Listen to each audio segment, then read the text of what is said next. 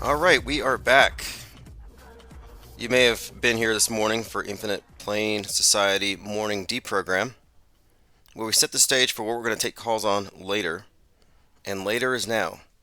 Infinite Plane Saturday 6/22/2024. If you want the intro track for Infinite Plane Saturday, just go to the main website, main YouTube channel, and I have a video with a montage of cyborg penguins you can check out. Speaking of penguins, I was just watching the trailer for the follow-up to the Joker, and it's called Penguin. Looks really good, and it's going to be out, I think, later this year. And something else just came across my desk here. Nicholas Pitts let me know there was a large "Birds Aren't Real" protest in New York today. Now, most of you here know the "Birds Aren't Real" protest was created by crisis actors from Parkland to mock the people who call their event fake.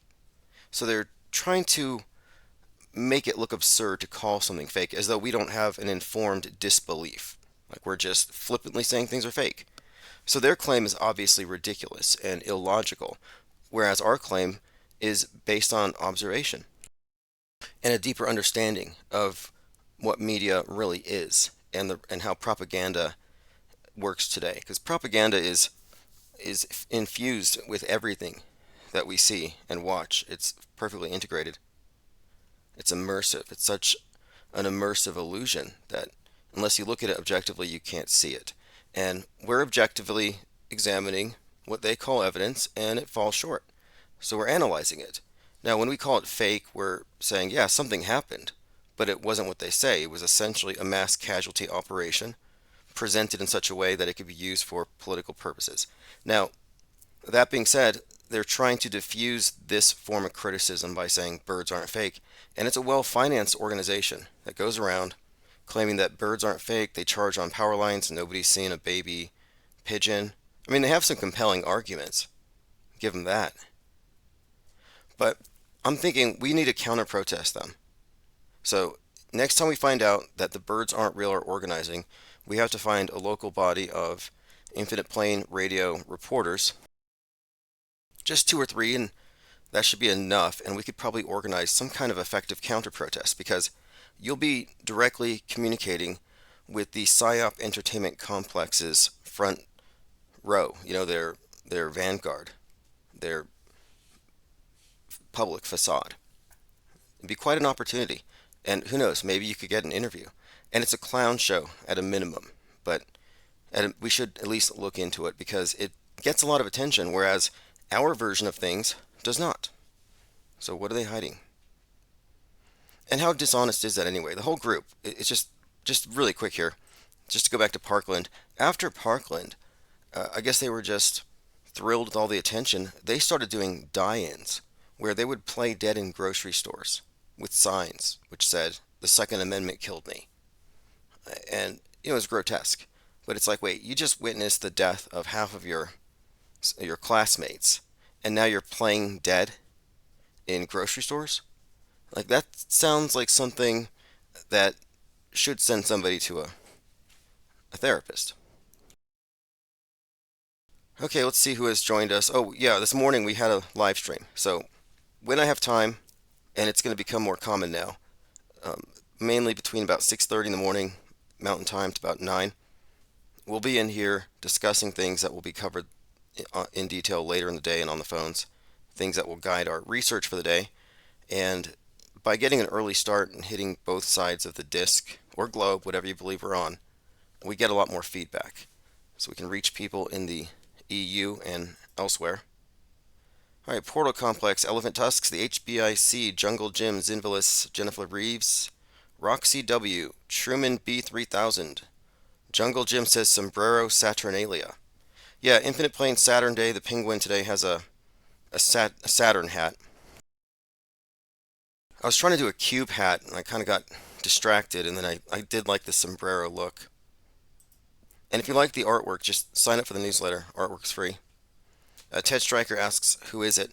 Yeah, if you want the track, just go to the main YouTube and just scroll down until you see Saturn Song. You can download it. Pete Trippa says, watching Fallout. We'll finish this episode, then tune in. Yeah, do not interrupt. Fallout is fantastic. I have nothing but praise for it. I think it's a great show, but it's very revealing from a metascript perspective because Fallout follows Oppenheimer, and these are produced by brothers Christopher and Jonathan Nolan. And Jonathan Nolan is known for Westworld, and the common theme here is the death of the West. Oppenheimer, the nuke. The Fallout movie is a Western. Westworld. Westworld burns. The end of Westworld has this prominent Space Needle throughout. Well, the end of Fallout has this scene with a prominent Space Needle. Now, this is a common theme with the same directors, repeating the same motifs, the same images. And as far as I'm concerned, the Fallout series is just a PSA. The government needs to train you to respond appropriately when they start faking nukes, and the only way they're going to get everybody to catch up on it is to entertain them with the propaganda. Because the entertainment's a side effect. It's not the primary purpose. Most people get it backward. Frank Murr, Diana South. Oh, yes. Ollie Goering says, rump shanking tune. Again, you can get the link below. Don't hurt yourself. Phones are open, by the way, 563-999-3664. Dewis in Paris says, hey, Rafters. And yeah, Raft is a reference to the penguins networked together atop the Sea of Irrelevance. There was a shooting in Arkansas, says Mango Penguins. Yeah, I saw the headlines. And it was like a place called Mad Butcher. And the shooter has something of a resemblance to John Hinckley. And there were some connections here that someone else, that Zen of Machiavelli on Twitter was making between Taxi Driver and Joker. And that was a large part of our discussion this morning. And the more we look into Robert De Niro, the more we find that we're right on target. So, for example, I highlighted the image of De Niro in Joker and Taxi Driver, where in Taxi Driver he has his finger pointing at his temple like his hand is a gun. And in Joker, he gets shot in the head. Now, in the movie Joker, the significance here is that, yeah, he's the one who gets shot.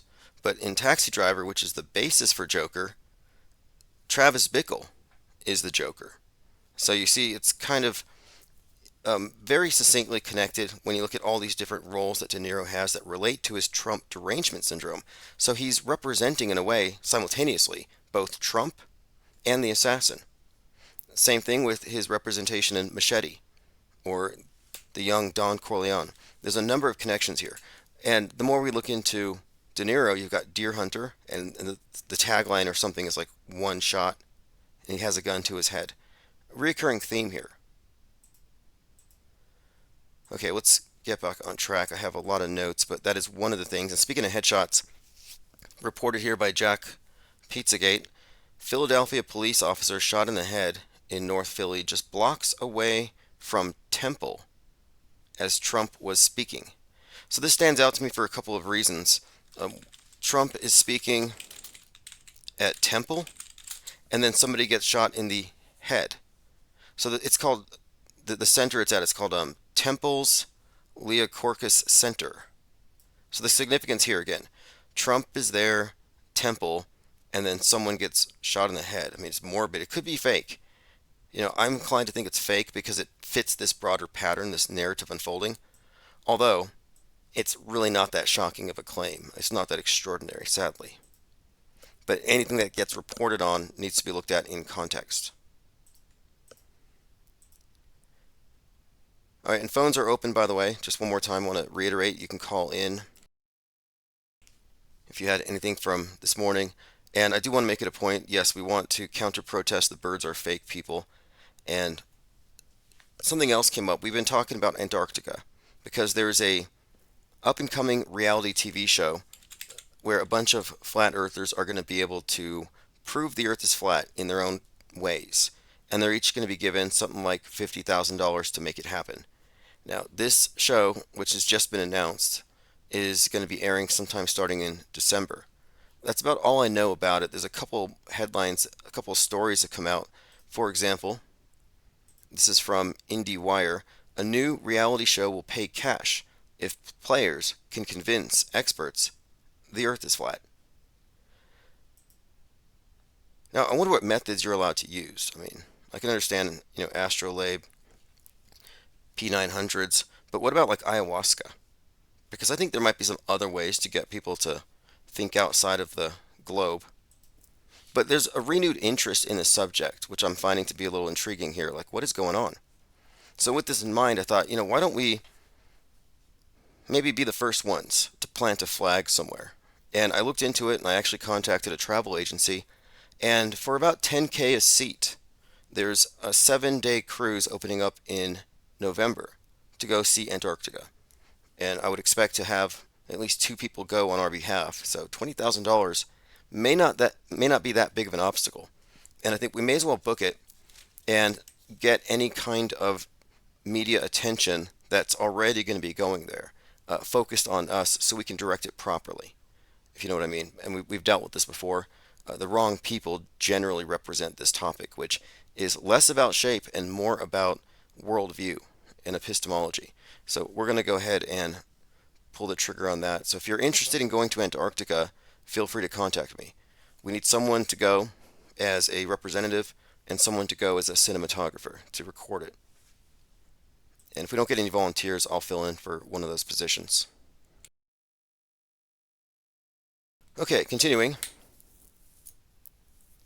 Jay Digg says Jonathan Nolan's version of nukes in Fallout was more impressive than Christopher Nolan's Oppenheimer. Yeah, I thought so too. It was actually counter. I would say Oppenheimer was a bit anticlimactic. Weirdly, I went out to the Atomic Museum here because there was this display of Da Vinci's inventions.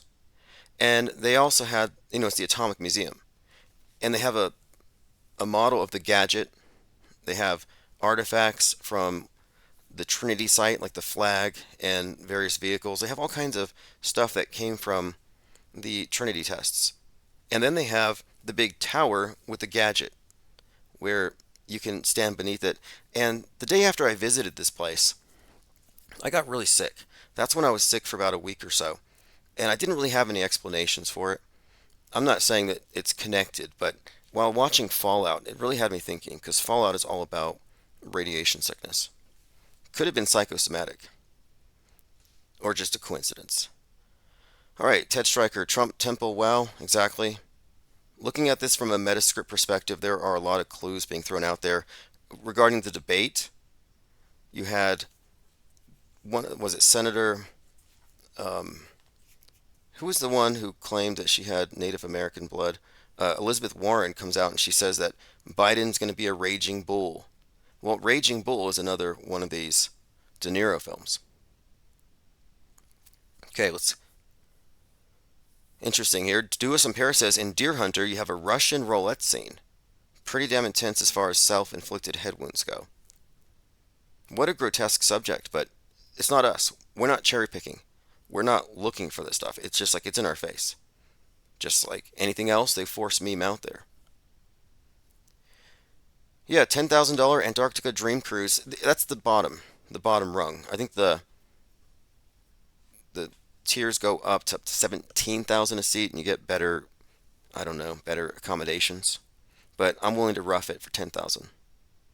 How does one obtain a press pass? You go to the Ko-Fi site, and there's a link, and then once you purchase it, I will have it sent to you. And if you're waiting on a press pass, because I've sent out more than 150 so far, occasionally I miss one, or one doesn't arrive because I'm sending it from a third party. Generally, it's good, but in case there's an error, which I take full accountability for, I will send additional press passes to anyone. And these are going to be more important as time goes on. First of all, you're considered to be an essential member of society. You're the media. When you have a press pass, they can't lock you down. That's important. You're no longer lockdownable. We used this in 2020. But when they do the Fallout situation, we're going to want the similar kind of press a hall pass while everyone else is watching TV. But anyway, let's continue. A couple more things. This morning, this is the good news. I woke up. The reason why I was in here early is I got an email at like 6 a.m. Someone shared this with me, someone who's been following, and they said, hey, look at this. The judge has ruled that Hunter Biden will indeed be able to include hacking in his lawsuit against Garrett Ziegler. They were trying to determine if the way they copied the laptop qualified as hacking. And they spent a couple of months, actually since last year, thinking about it because it's kind of unprecedented and it's a very significant decision to make with regard to how this thing proceeds. Is this a journalist disseminating information, or is this a politico, an operative, a hacker? Well, he's not a hacker, or so he says. But the fact of it is, and this was revealed mostly by my goading, but he's connected with Marco Polo, which is Marcus Goldfinch, their partners. So the person I'm suing for hacking and defamation is now being sued for the same by Hunter Biden.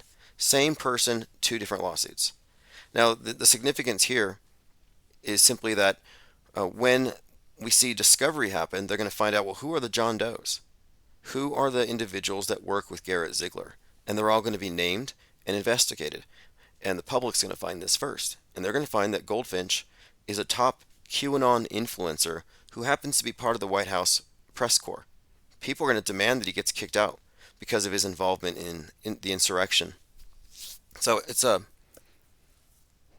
kind of a fait accompli. I don't see how he escapes this because he's going to be noticed and it's going to be ugly, especially when they find out his connection to Q. So I'm looking forward to it. But yeah, that's the main part of it. It's going to go into that phase where he's going to be doxxed. And I confirmed for myself that he, I mean, already knew this. I've known this for a couple of years that he's Marco Polo, and I've been following him very closely. But one of the things I did is I had him served at their headquarters at ICU LLC, and they did receive papers on his behalf. So he has 8 days to respond, and he's screwed either way. Because the instant he's responding to the summons, I have an address where I can serve him papers and additional legal work. I got a few things lined up. I have a few things waiting. So less than a week. That's the countdown. So heads up there. And also on 7/1, Steve Bannon's going to jail. And I'd hoped they'd work something out. I was totally in favor of Steve Bannon doing labor. Not forced, I mean, he should volunteer for it, where he makes $4 million worth of bricks and starts working on the wall. Because that's essentially what he should be in jail for, but he was pardoned. He raised $4 million to build the wall and didn't do it. But who's the top grifter on the MAGA side? I mean, Lynn Wood really, I think, has my vote. We talked about him this morning. Okay, Elephant Tusk says, Tim, I was thinking last night you definitely need to support the Robert Stack trench coat. Yeah, we've been talking about the standardized format we're going to use for the documentaries that we're developing here. And I have a cinematographer. I have someone who's going to assist with the lighting, the sound, and everything else. But the outro and the intro are going to be standardized. And we're thinking, well, how do we want to present this? It's not just dry recitation of facts. And we were thinking, well, maybe kind of like Robert Stack, Unsolved Mysteries, Ominous, sort of like they did me with Mick Media, where they're like, what makes someone like this? And they play this ominous music as though I'm a terrorist because I'm like, dinosaurs are fake. Terrorist. I have her number, by the way, that reporter who interviewed me and then had me psychoanalyzed by a psychiatrist who happens to be the sister of a Hubble telescope engineer, like someone connected to NASA. And they psychoanalyzed me based on a 45-minute talk about why I don't believe in dinosaurs and why I question NASA. And they walked away from it saying that I'm so shocked by the terrible things going on in the world that I choose not to believe in them. Like it's escapism, which is ridiculous. If they knew me, they would know I have no problem with the facts of reality. I can look at real news all the time. I can call out stuff that I know is real. I mean, it's not a stretch. People get shot, killed, maimed, and worse all the time. But there's a difference between real crime and what is sensationalized by the media with a political agenda and is used to scapegoat one demographic and lead to something else. I mean, we're looking at two different categories. And she did play a little trick on me. She described this terror attack in New York. And she said, well, what do you think about this terror attack in New York? And I said, well, fake, until proven real. And she's like, well, what if I told you I was there? And I would say, well, I'm still going to say it's fake until I have evidence because it's just hearsay. And she seemed a little taken aback that I would even accuse her of not telling the truth, but we have to be that irreverent if we're dealing with potential liars. We can't let them guilt trip us into going along with them. And I'm the last person to be guilt tripped by any of these crisis actors. Wittingly or not, most of them are essentially crisis actors.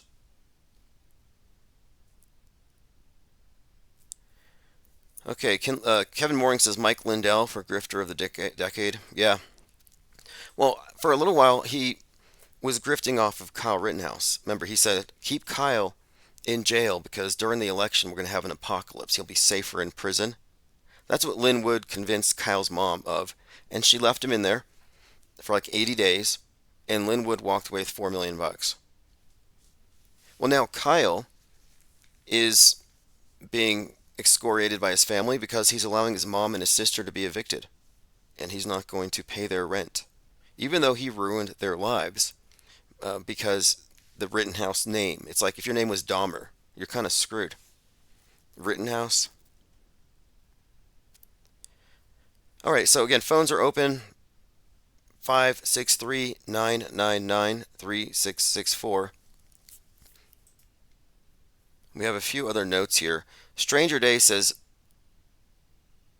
NASA mooned America was bought from William Cooper in the mid 90s. By who? I hadn't heard about that one. Reached someone else that said Tim Osman gets overjawed by hairspray bangs. This is a good one. Gematria 101 pointed this out. This is a nice find. January 6th kicked off at 212, as in 212 degrees, water boiling, maritime humor. Sometimes I miss comments and I go afterward and I just catch them so we can follow up with them later. So again, Hunter Biden suing the same person I'm suing. It can only help my suit. And today I did file a response to their motion, and they're not going to like it. But I made a few points very clear. One of the points I had to make clear is that nobody's disagreeing on the facts. And based on the facts, a ruling could be made. And I put in there, I actually made it pretty blunt that I would like the court to go ahead and engage in whatever they have within their power to have these individuals indicted. Not just Goldfinch, but this YouTube employee, the John Doe. So they're not going to like it. The fact that I went from suing Google and YouTube to let's try to throw one of their employees in jail.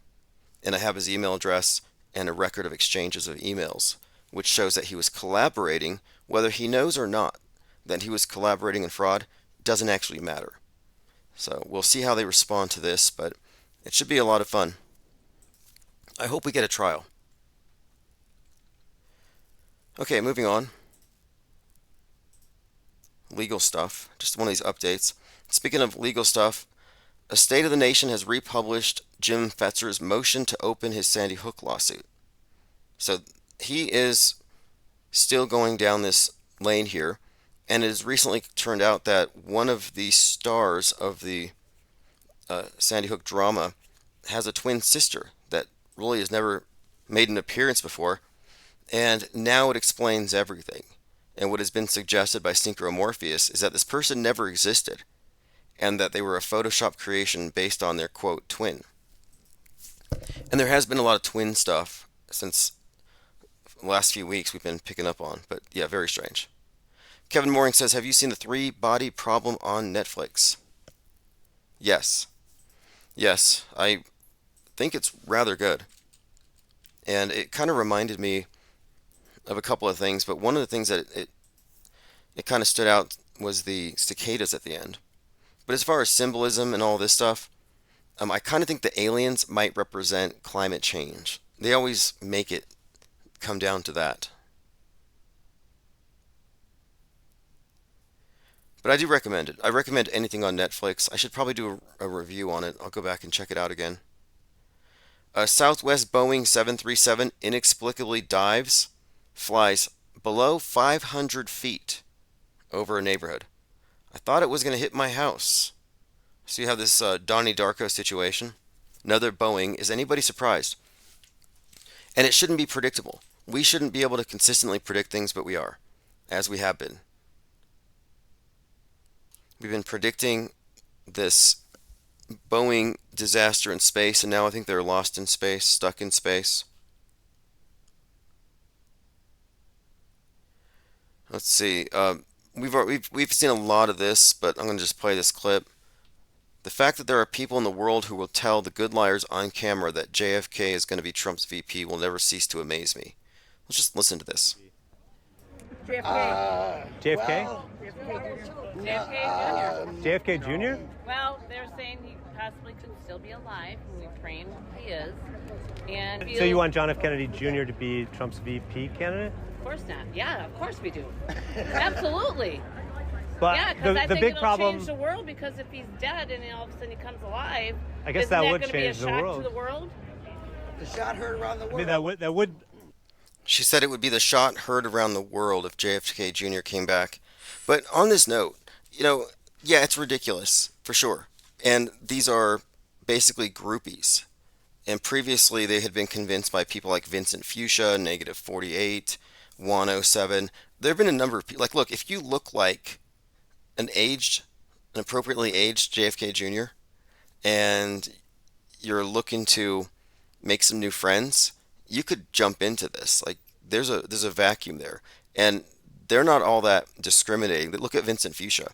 He looks like an aged John Denver, and they fell for that. He's not even tall enough to play the role, and people thought he was JFK Jr. But this is mind-bending stuff here. This is mind control.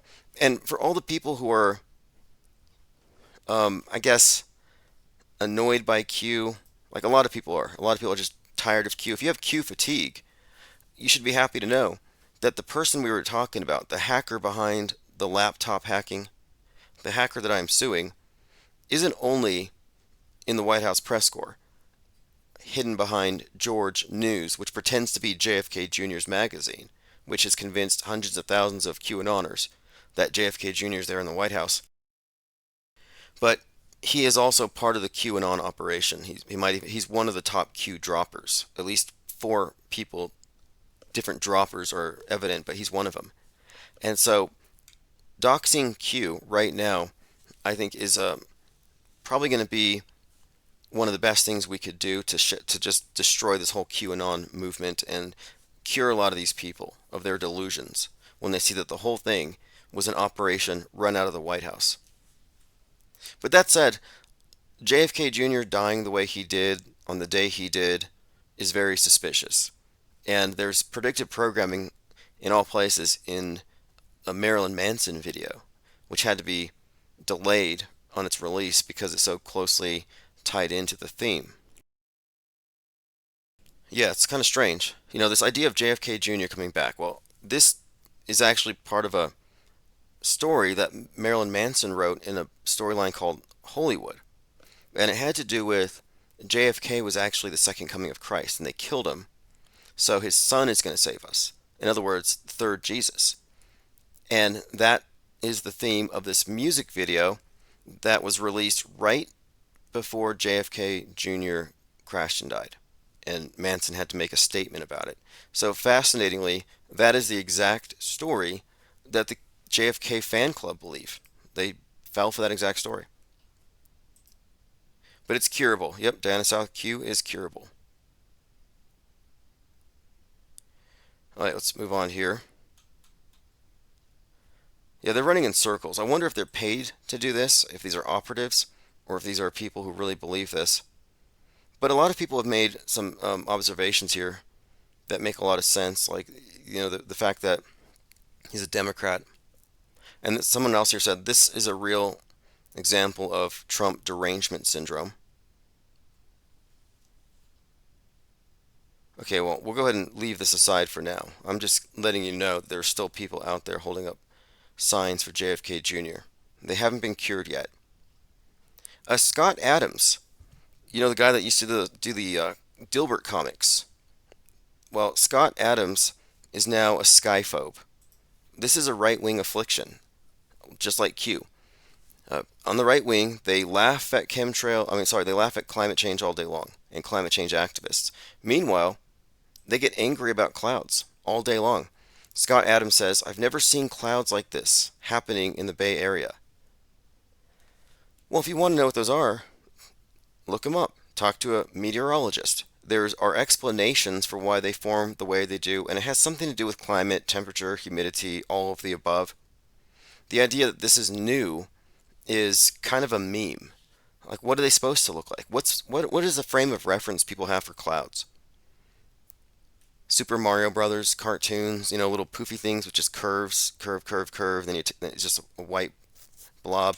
I mean, people are really overthinking this. And the fact of it is, one of the issues here is this: they don't outright say, "Look at these crazy chemicals," or "Look at these weather warping HARP clouds." They don't say it like that because they couldn't defend it. They can't say, "Look what the 5G towers are doing to the skies." They can't say anything ridiculous, but they want you to believe these things. So what they'll do is they'll say, "What's going on?" as though it's a question. This is a bad faith question. It's not a question asked with a desire for the answer that's known, but it's meant to suggest that it's not known, which then leads you to what?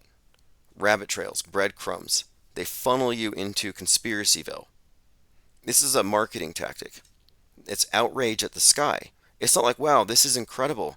The hand of God. This is art. No, this isn't aesthetic arrest admiring the beauty of nature. This is, what kind of satanic configuration is this?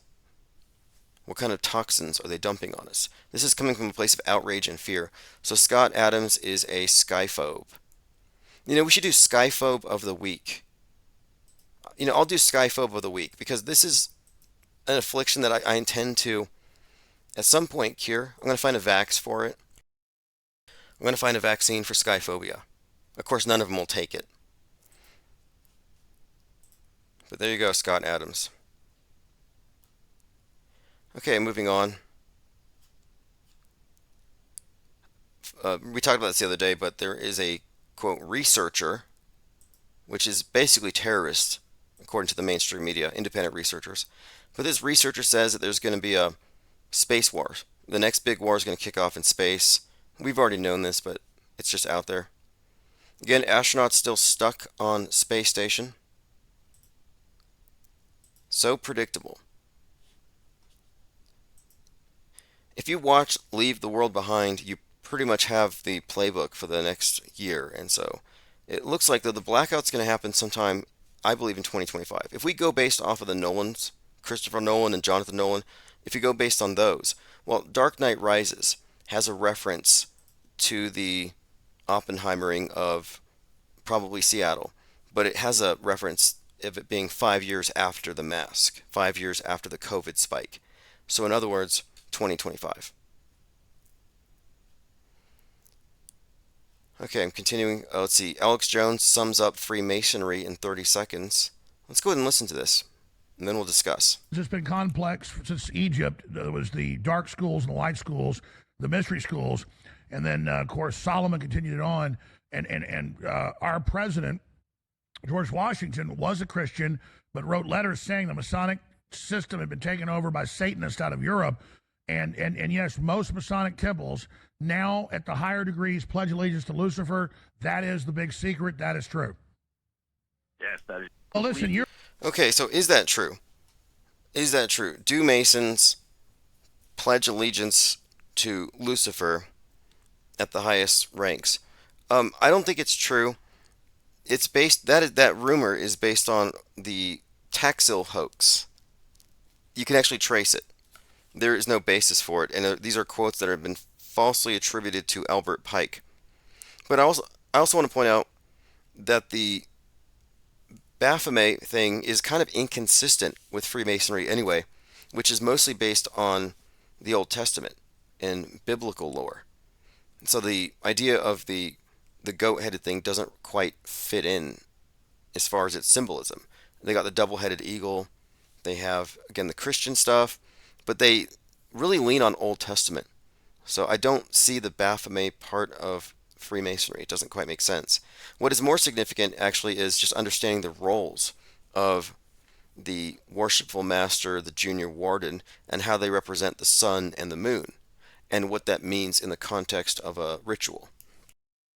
Because in a lot of, well, pretty much every one of these New Age religious systems, it's all based on the concept of the living idol, the living altar, the priest and the priestess drawing down and becoming the avatar for the sun or moon, or whatever they're calling in. So the idea here is that the worshipful master is the sun, and that's why they call him worshipful. So they're engaging in what you could consider to be, pagan sun worship, witchcraft, or something. But Baphomet isn't really so much a part of it. That's more of a Thelemite kind of more spooky Aleister Crowley occult thing. And even then, Baphomet is separate from the devil. The devil has the bat wings, the chicken feet, and man and woman chained to the block that he's sitting on. It looks like an iPhone. But he holds a torch upside down to represent endarkenment, because light represents knowledge. So the devil represents subjugating knowledge and the spirit to the flesh and to ignorance, to debasement. But the Baphomet has the torch atop the head and it's between the horns. And instead of bat wings, it has angel wings. So the Baphomet really represents the idea of man being somewhere between beast and angel, but pointing up. So it's actually the inverse of the devil. The devil and Baphomet are kind of opposite, although people use these things interchangeably. Thanks, Mike. We at the IPS appreciate your support. Kevin Mooring says Jones was invited to Bohemian Grove. He didn't sneak in. Well, not only did he not really have to sneak in, he did not witness what he claimed that he witnessed. He embellished it. He did what Me Too at Bohemian Grove Ryan Garcia did. Ryan Garcia claimed that he was 2 years old, he was pinned down, and he was abused by Andrew Tate and Russell Brand or something. Did he name people? Or did he forget to name the people? Did he forget to name these bad criminals at Bohemian Grove that Me Too'd him? That's right, he was faking it. He lied. He admitted he trolled for views. He exaggerated. And Alex Jones exaggerated. Alex Jones attended a campground ceremony for a bunch of overaged Boy Scouts. It's just basically like this summer camp thing. That's all it is. Everything else is just rumor, conjecture. This ceremony isn't really killing anybody. It's really not. And if you look, it's just a bunch of normies. It's not people in black robes chanting to the devil. They really overstated it. He wasn't in danger. Okay, continuing. Portal says Alex Jones had a 1984 VHS shoulder video cam and didn't get busted. Maybe they did let him in. There are some indications that he had connections. But my point of it is that Bohemian Grove is like the Republican version of Burning Man. Alright, let's move on here. And look, I don't see the need for embellishment. I don't see the need to say, well, Freemasons worship Lucifer. Like, why don't we find out what they really think? Why don't you get a 33rd degree Mason on your program and talk to him?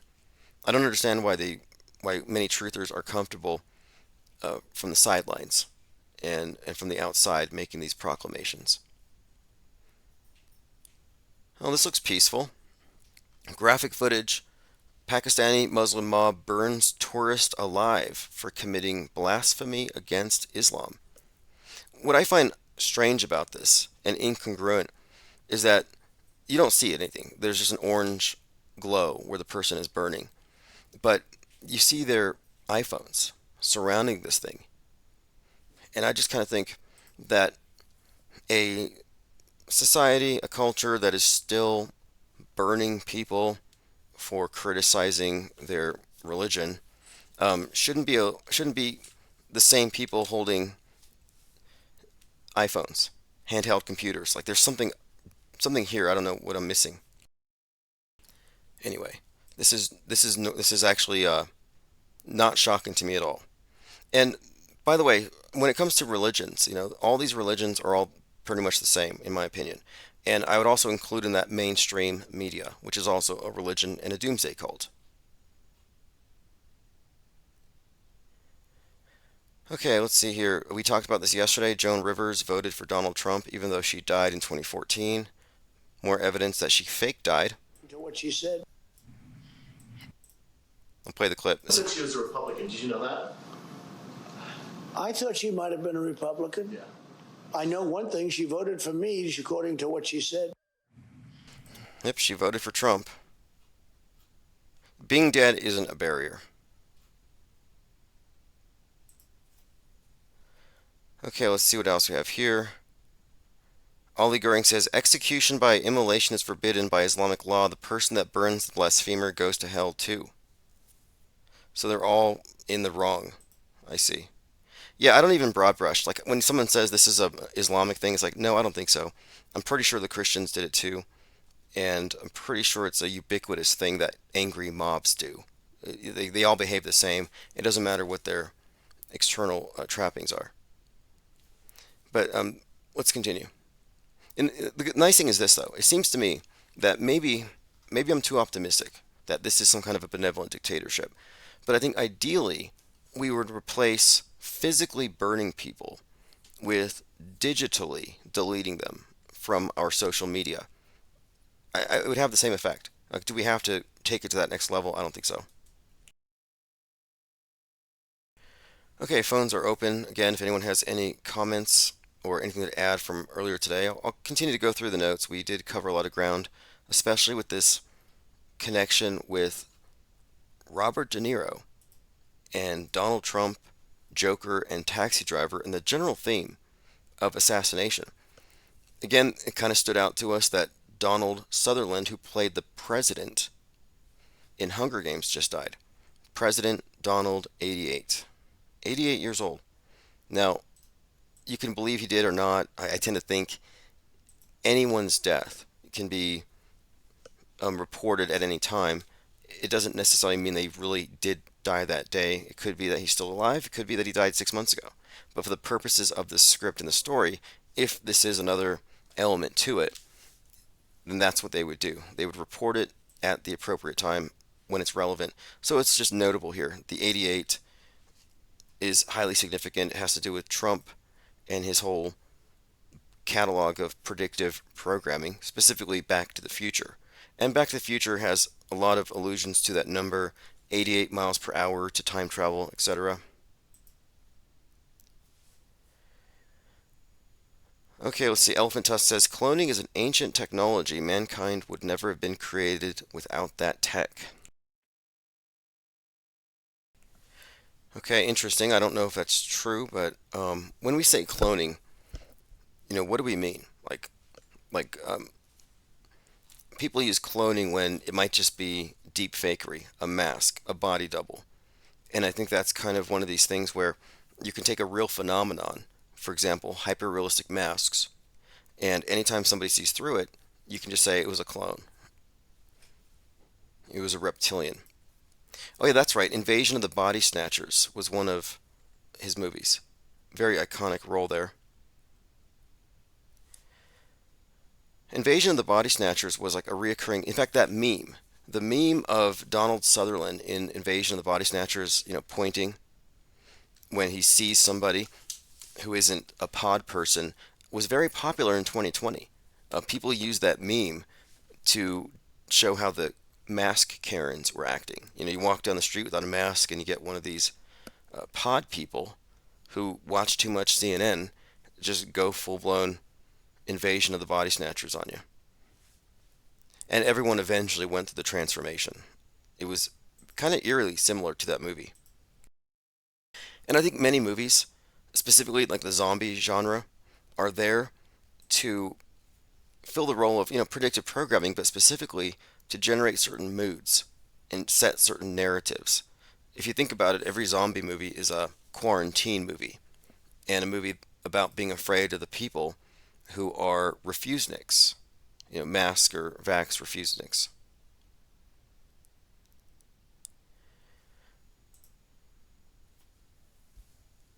Okay, continuing. If you want to call in on any subject, even cloning, feel free. Because if you're going to make extraordinary claims, you should, enlighten us. I'm interested to hear more. 319, no, I'm sorry, it's 563 999 3664.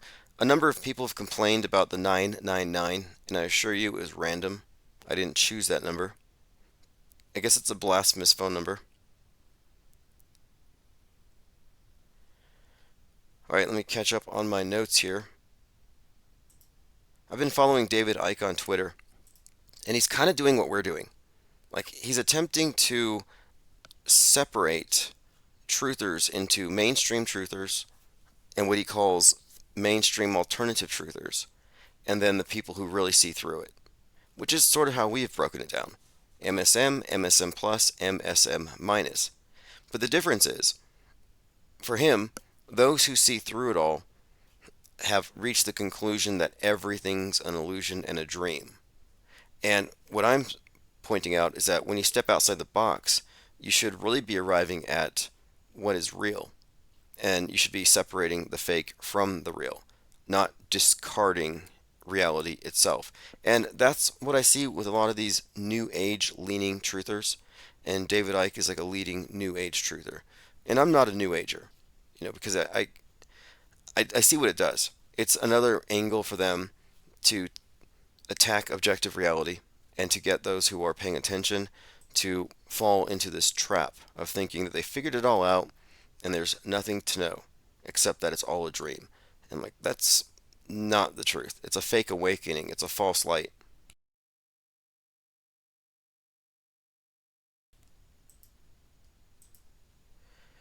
All right, let's see here. NA Literalist says, how do you prove chemtrails and clones are real? Well, we have a rule now when it comes to debates, and I'm willing to debate anything, any conspiracy theory at all. But the only rule is this: you have to supply your own evidence. And so far, and glorfs get mad when I say this because they know it's true, you cannot go outside near sunset or sunrise, use the ISS app to predict when it's coming. You cannot do a selfie video where the ISS shows up above your head, over your shoulder. You can't do it. Theoretically, if it was there, you could. I mean, you got the app, tells you when you can see it, so why couldn't you record it in the sky with your face in the same shot? Because it's not really there.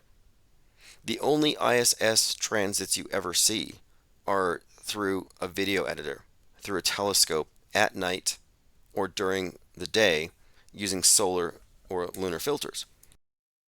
Now, the issue with this, a solar filter, the reason why you'd use a solar filter is because, of course, you're trying to catch the silhouette of the thing.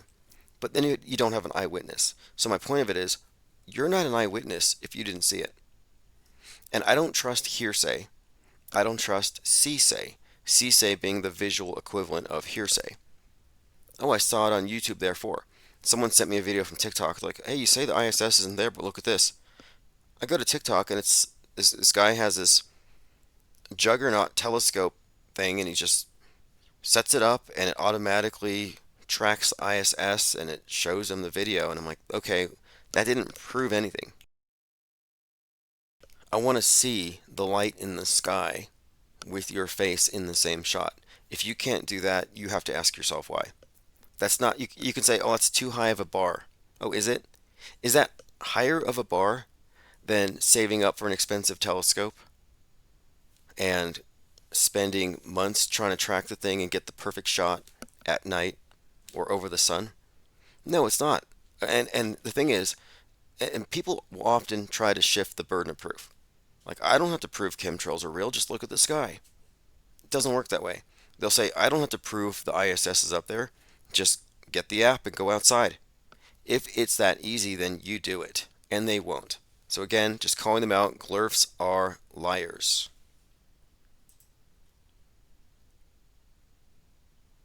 And I like the fact that we don't have people calling in anymore claiming to have seen it. A lot of people love to call in, they used to, and make bad faith claims just thinking what might have been. And might have been isn't a good argument. Especially when the might have been is something that shouldn't be there. And I point this out. It's the non sequitur kind of fallacy. For example, you're camping, you hear something in the woods, you get three answers. Which one is it? Deer, raccoon, or Bigfoot? Well, the people who believe in Bigfoot will say, maybe it was C. The people who know Bigfoot doesn't exist would say, well, it's obviously going to be A or B. But nobody who is operating from the realm of possibility is going to include Bigfoot in the realm of in their answer. It doesn't fit. And yet, there are people who go camping in the woods where they have signs that say Sasquatch has been sighted here, and they will generally come home claiming that they heard or saw something. And their answer is, it might have been. I don't know. Well, that's not definitive, and it keeps the rumor alive. Similarly, there are people who say, well, I saw a light in the sky. I don't know. Might have been. It might have been an airplane, might have been a helicopter, might have been a spaceship. Sorry, it's not a spaceship. It's not in the realm of possibility. Until you get eyeballs on it, it's not there. You might as well say it was Bigfoot on the ISS. It's not a claim you can stand by. So again, if you're someone who claims that you've seen an ISS, you have as much credibility as someone who's seen a UFO. It's like, yeah, you may have seen a UFO, but it's only a UFO to you. You didn't identify it, but we know that it was man-made. Just point blank, it was man-made. And the UFO thing, okay, just because you don't know what it is doesn't mean it's not known. And so asking the question, I don't know what it is actually a form of gaslighting because you perceived it to be something that's easily identifiable, but you want to mystify it. You want to add some magic or something to it. But when people look at the contrails, they say, I don't know what it is. It's an unidentified toxic cloud. Well, no, actually, we know very well what it is. That's a bad faith claim to suggest that you don't know what it is, therefore it's not known. No, it's well known. Same thing. And chemtrails are a big deal. Whether or not you have chemtrail fatigue, and I do, I listened to a podcast today, and there are people who just spend all day talking about what is just rumor and conjecture based on we don't know, we don't know, we don't know. This is an appeal to the ignorant because it only works on the people who don't know and might even be inclined to reject the establishment view, and it makes them perfect recruits for the Trutherville population. It really works. It's a recruitment tactic.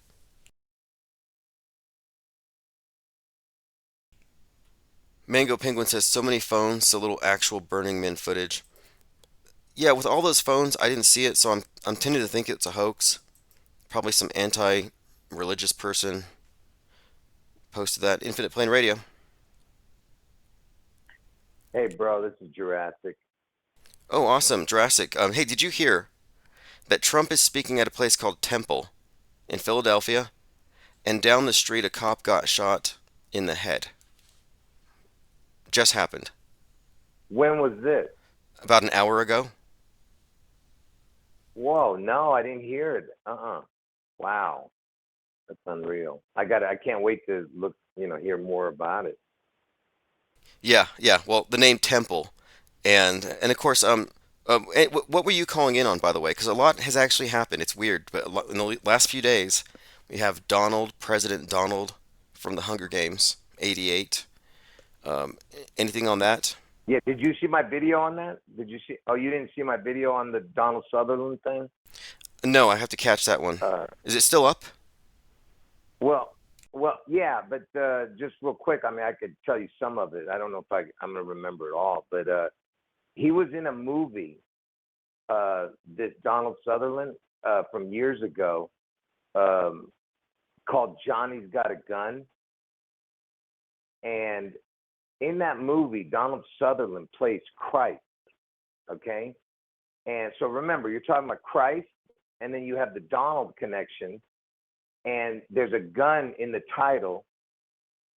Johnny's Got a Gun, and remember that Johnny Depp was saying, "When's the last time a president was assassinated?" You remember that when he said that? And didn't he say by an actor? I think he even said by an actor, but yeah, Yeah, by yeah. actor. That's what I meant. Yeah. Yeah, you're correct. That's what he said. When's the last time an actor was assassinated, president? And so he's playing Christ in there, and his name is John. I mean, his real name is Donald Sutherland. He's playing Christ. It's a gun connection in the title. The movie was released on August 4th. Okay. And guess who's the writer of the movie and the director, writer, everything. His name is Trumbo. Okay. Okay. Okay, this is good. Johnny Got His Gun, 1971, Trumbo's first and only directorial effort. And now the first video that comes up says Johnny Got His Gun, Blackjack with Christ Donald. Wow. Yeah, see what I mean? And its first name, Dalton, it's one letter away from the word Donald. You just take out the T and put a D, it's Donald. Okay, that's wild. That is Dalton Trumbo. Yeah. That is absurd. Wait, and his middle name too is J. James Donald J. Trump, DJT. Yep, exactly. Okay, here's something that people may not. This is interesting. So, part of this movie became the music video for Metallica's song One. So, there's this clip in One. It's a war themed music video. So, I'm familiar now with some of the footage. Very interesting. What the Yeah, hell? I didn't dig that far into it. I just remember talking about it years ago. I had mentioned this years ago. That's why I know it. Yeah. Okay, well, anyway, the name Trumbo, I mean, that's just insane. Dalton Trumbo, this is such a joke, but this this head wound thing, I mean, look, the stuff with Robert De Niro is really adding up as well. Because what I had concluded here, and you're the one who pointed this out, that John Hinckley has JFK's birthday. Well, John Hinckley was inspired by Robert De Niro's Joker-like assassin character, Travis Bickle. And so you have this connection between De Niro's character in Taxi Driver and, of course, the Joker movie, which he's in, because the Joker movie is based on Taxi Driver, where De Niro, who's in a more Trump-like role, gets killed by the Joker. So this just kind of syncs up with everything else. You know, this De Niro has also portrayed a sheriff in Machete, very Trump-like xenophobe, gets shot and he's taken to Park Lane Hospital, which is like Parkland Hospital where JFK went. So it's a reoccurring thing with De Niro as well that we've been putting together here. And we just had that shooting in Mad Butcher, and Yeah. there was a connection here. I think the shooter's name was Travis. Yeah, I said it sounded like Elvis too, but go ahead. Yeah, well, actually, why don't you tell me about what was the name of Taylor Swift's boyfriend? How it's Travis, Yeah. but how it sounds Elvis It's Presley. Travis Kelsey. Sounds like Elvis Presley, Travis Kelsey. And he was he sang Viva Las Vegas, which is Elvis' song, when he won the Super Bowl. He had the trophy in his hand, and the trophy is the Vince Lombardi trophy, and Vince Lombardi was born on June 11th. So he's singing Elvis, holding a June 11th trophy, and his name is Travis Kelsey, Elvis Presley. You get what I'm saying? That's incredible. That's incredible. And I But yeah, but there's more. go on, go on. Wait. Let me say one more thing. And his stupid girlfriend, or that creature, Taylor Swift, its favorite number is 13 and 31, because 31 is the backwards number of 13. 1331, the sixth prime number is 13, and the 11th prime number is 31. So you have the 611 connecting to her favorite numbers. Ooh, Anyway, go interesting, ahead. interesting. Okay, that's even deeper here. Mhm. Then Mhm. I think the connection here too was the Mad Butcher, and we have the shooter's named Travis. Well, Mad Butcher connects to Hannibal Lecter, who Trump has been mentioning here and there. But more interestingly, Hannibal Lecter is in that relationship with Jodie Foster's character. And Jodie Foster is the one that Travis Bickle saves in Taxi Driver. So there's a correlation between Mad Butcher, Taxi Driver, and then Jodie Foster was obsessed over by John Hinckley, the guy that shot Reagan. So there's some deeper intrigue here, but it's layered. And Yeah, man. yeah, Yeah, you're all over that stuff. Yeah, man, you're making great connections with that Robert De Niro stuff. And when you said that guy looked like John Hinckley, the shooter for that Mad Butcher, I said, wow, he's right. It does look like him. Yep, yep. I have an image of him here on the screen. Travis Posey, Arkansas Mad Butcher. And I'm like, okay, this is lining up pretty well with Travis Bickle. And Travis Bickle was, I believe, and I have to analyze that movie Taxi Driver, but I'm pretty sure the candidate for the governor was some kind of Trump stand-in, and his name was like Palantine. So I'm gonna have to dig into that a little bit more now. Uh, so did you see the what do you know about that stupid basketball championship thing? Because I have a connection to Trump in there. Go ahead. Actually, I don't. Yeah, fill us in on the basketball thing, because the last thing with basketball was that Jay West dying at 93. There was something there we had, but what that was on 6/11. Oh, But what else? no, forget about the Jerry West thing. But you know that the Boston Celtics. I know people know this already, but there's one thing that they don't know unless they watch my channel. But because so the Celtics, they won the final game on 6/17, right? Right. And 6/17 area code is where they play the Boston Celtics. You know what I mean? So that's a connection there. And um, and I think 6/17 on a leap year from Elvis's birthday is 162 days and 162nd day of the year, June 11th. But that one I'm not sure about. But forget about that. But they win. They win in the. I mean, they won on 6/17, the final game.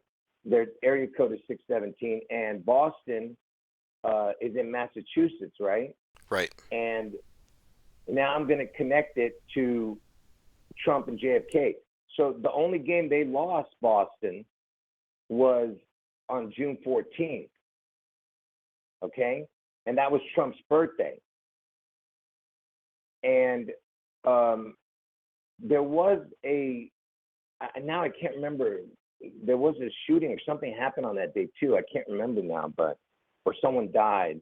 But my mind has gone blank on that. But so on 6/14, Boston lost. That was the only game they lost in that series, and Dallas beat them.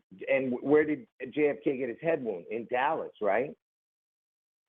So you have the Dallas connection, the Massachusetts connection with Boston, and it was on Trump's birthday when they lost, the only game they lost, and the score was 122 to 84. And why am I mentioning that? Because 122, imagine saying 1 month, 22 days, because that's how many days from June 14th to August 4th is 1 month, 22 days from June 14th to August 4th, and the score was 122 to 84. So you have 84 and the 122, 1 month, 22 days to 84 from 6/14, and it was on 6/14. You know what I mean? Okay. And Okay. and lastly, 6 times 14 equals 84. You know. Now, But anyway, go okay, ahead. this may add on to it.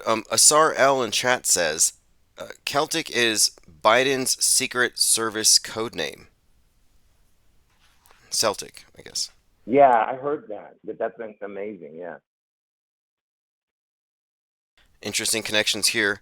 Obviously, these are all interconnected. Portal Complex asks if you. Oh, he says you play a mean guitar. Yeah, tell them I appreciate it. Yeah.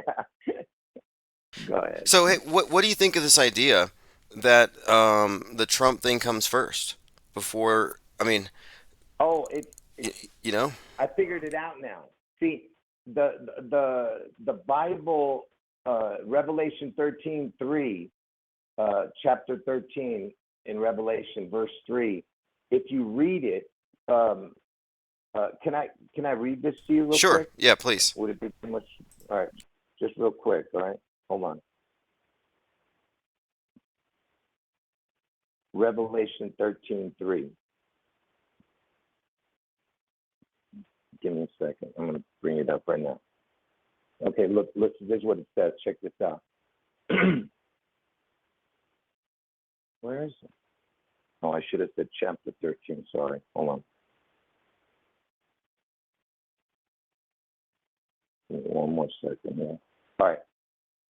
This is John in Revelation 13. This is John telling you what he saw.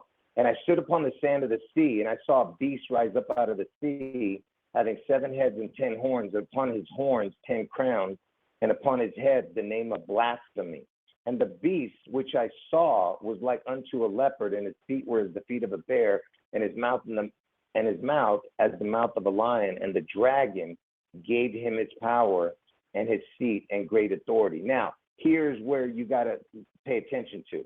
And I saw one of his heads as it were wounded to death, and his deadly wound was healed. And all the world wondered after the beast. So in this, this can be translated, okay, as either before or after. See, it could mean that when he saw the beast come up out of the sea, that it had a head wound already. Okay. And that it was healed, Okay. I see what and you're the saying. people wondered after it. Yeah. Okay. Yeah. Yeah. Then this beast out of the sea thing, and this all ties into the Elvis stuff that you're bringing up. But the beast out of the sea has been very consistently represented in recent years with the Kraken symbolism, and then Godzilla more recently, and specifically because Godzilla is a metaphor for the nuke. And it's become increasingly consistent that the beast of the sea symbolically is, in many ways, the nuke. And the beast is the nuke, the bomb. The beast is symbolically, of course, from the sea, most likely. That's the theme, probably the West Coast. But there's a lot of buildup in predictive programming. And there's this show, Stranger Things, where Russia has this secret weapon called the Demogorgon, which is basically a Kraken thing. But anyway, what you're saying here is that Yeah. the vision of the beast of the sea could happen after the head wound, so the order of events could be the opposite of what you thought.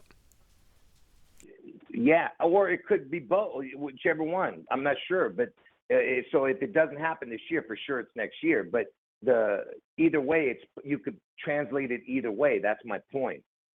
Okay, and oh man, and as far as what I always tell everybody, how it's like a twin head wound, because Washington's going to get a head wound, the state of Washington, and Washington is the apple state, right?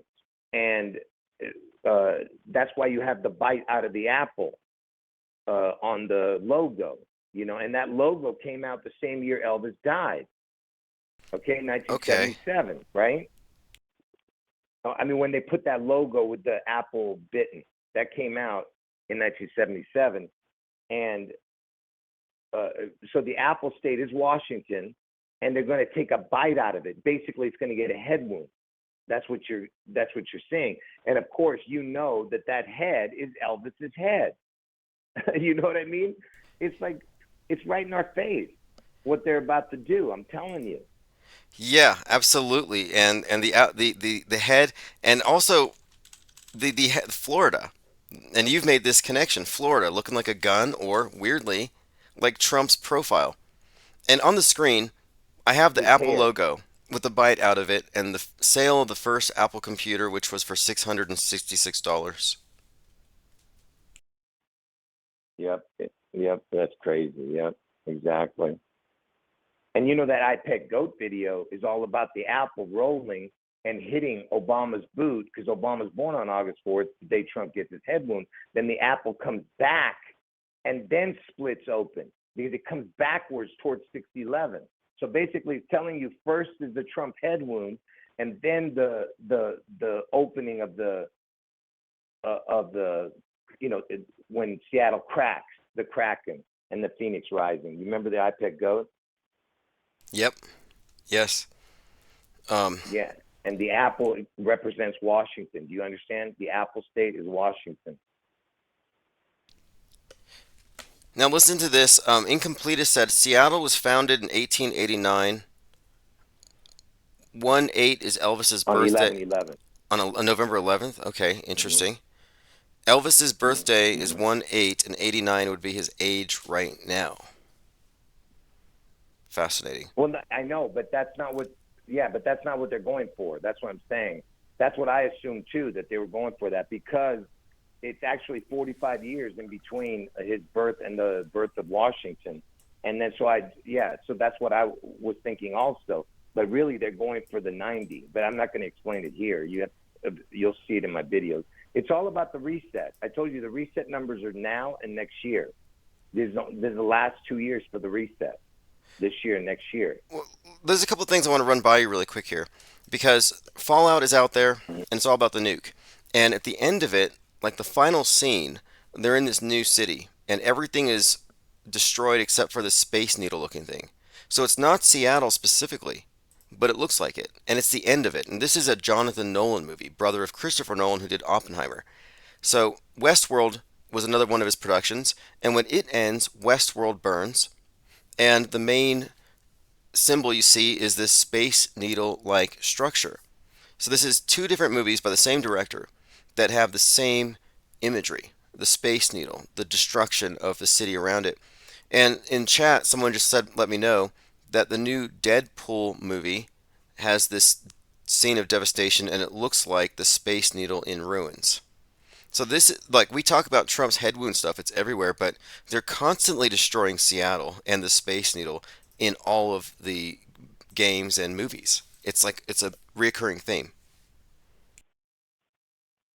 Yeah, absolutely. And did you ever see that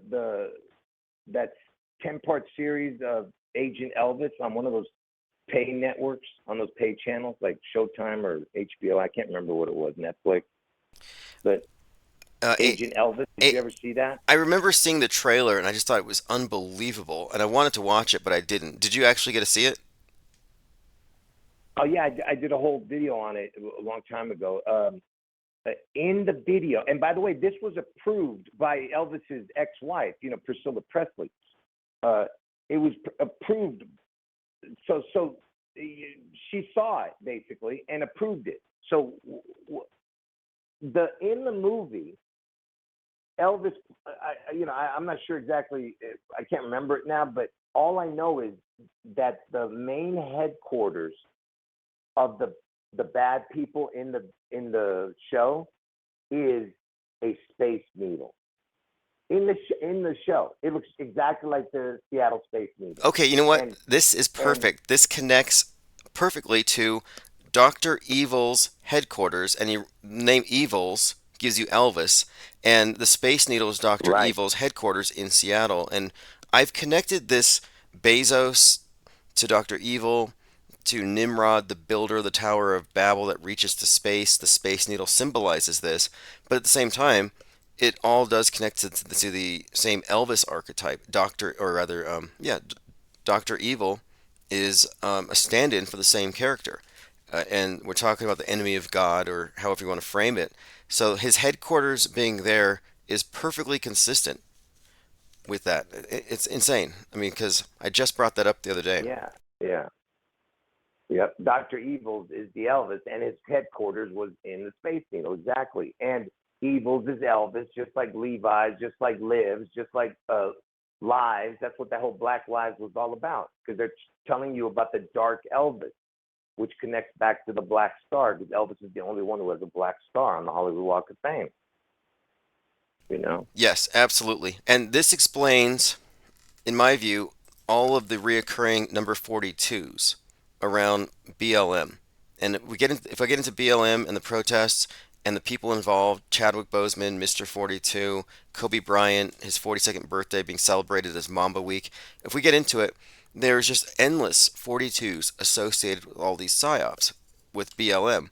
And the reason why is that, yeah, as you said, the Black Lives Matter chant, the meaning of black in the wider context is a reference to Saturn, this symbol that we see, the cube. The 42 is associated with this, but also L, which is Saturn's other name, and Elvis, and what that represents. Matter, the king of the world, the fallen angel thing. But it's all correlated. So it's quite likely to me that they think they're protesting for social justice, but they're actually worshiping the devil. And it's true on both sides. They think they're fighting for patriotism, but they're worshiping essentially the devil. When I say devil, I just mean But idolatry. Yeah, and the most incredible thing is that, because I'm telling people that Elvis is going to be the mark of the beast somehow. Either his name, his image, or the number of his name, or all three. But and they're gonna do it, like in a sneaky way. It's not, it's gonna be like some kind of joke, or everyone's gonna like, oh look, it looks like Elvis, or it looks like whatever. Who knows? What they're gonna say it looks like when they do it. But oh man, the fact that they had the Black Lives everywhere. So the word lives, Lives, is Elvis, right? The fact that they had it all across the earth, man. It wasn't just in the United States. It was across the earth. They had Elvis's name. Okay? Yes, and And matter itself. The uh, word matter specifically pertains to the body of symbols that this correlates to. 42, black, Saturn. It's about matter, the material, the world, versus light. So light and dark, black and white. So matter itself has a double meaning as well. yeah, like dark matter, like you just said, dark Elvis matters. You know what I mean? And uh, also, everybody wears Levi's. And the Levi's is the jeans, which is the DNA. But the point I'm trying to make is this whole Elvis is so, you know what I mean? It's so into everything. Just as the Beatles guy says that before Elvis there was nothing. What's his name? John Lennon. Whatever. John Lennon, who may in fact Yeah, be Steve Jobs. So you have Apple with the Beatles, Apple with Steve Jobs. You look at their faces; it's the same guy. Side issue, but not really. The fact that he would have made that statement. but that's a great point. That because I'm telling you that the beast is going to rise out of the sea in Washington State, okay? And Washington is the Apple state. The Beatles is the Apple logo, right? They had, right? They were Apple Music or Yeah, something. exactly. Is that what it was? Yeah, Yeah, yeah. And the Beatles anagram is the ELB. L That's the anagram. Beast. L Yes. this L, yeah, the LB. So that's the anagram. So the very next thing after Elvis was the LB, the very biggest thing after Elvis. Okay. Yep. And you say rise, and I You, want to point something you out too. can't make this. The symbolism of rise. No, you can't make this up. This is well articulated. And on 6/11/2022, BLM was gathered around the Washington Monument. So they're not in Washington State. They're at the Washington Monument. And symbolically, that obelisk has the same meaning as the Space Needle, which is just a New Age obelisk. But the significance of it was they had a moment of silence. And during this moment of silence, they were doing this thing they called a pledge to avoid. We're going to pledge to avoid school until AR-15s are banned. So this prayer, this pledge, was led by the father of one of the Parkland shooting victims named Joaquin. Anyway, the father is there. This is the guy that kind of looks like you. And he has this moment of silence, and he's like, Yeah, we're yeah, pledging to avoid. And I thought that's crazy verbiage here, that like a void, like a black hole. And at the same time, a black hole had just been talked about in the news. It was just discovered.